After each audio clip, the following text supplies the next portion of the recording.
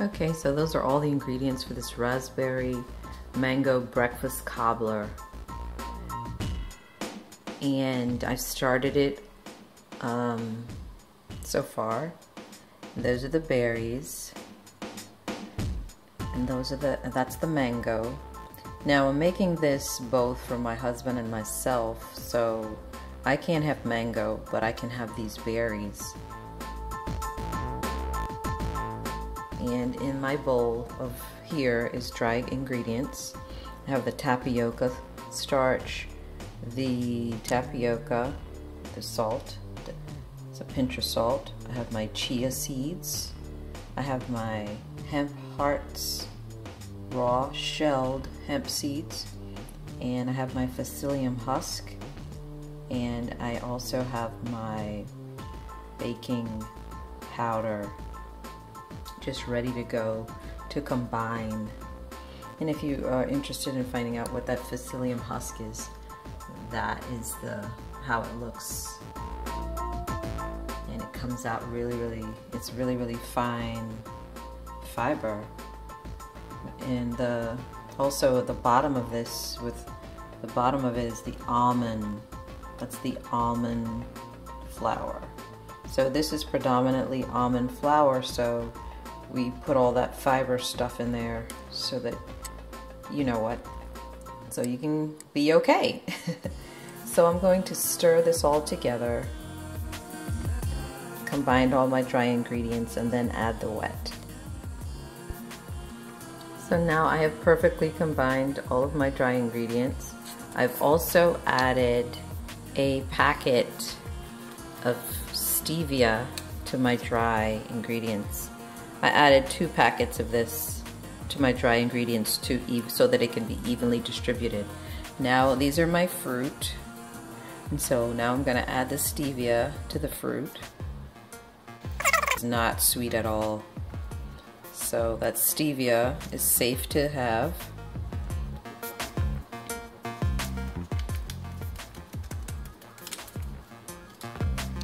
And I'll continue doing this to my fruit.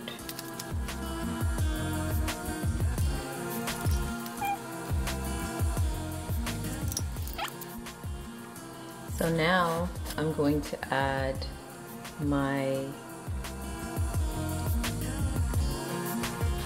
this is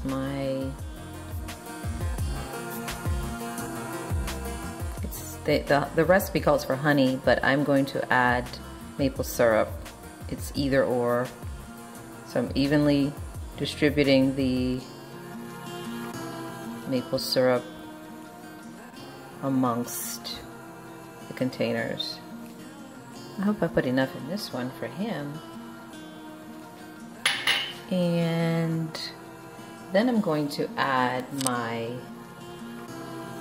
coconut milk. That's the box I used. Coconut milk, wet to my dry. And I'm going to combine it. Okay, so I'm going to do my teaspoon of vanilla extract and then my 1/4 cup of maple in here as well. So I've combined it really nicely, and now look at that consistency.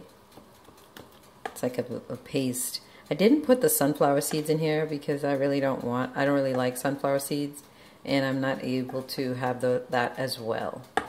So I didn't put it in here. So I'm going to slather it on here.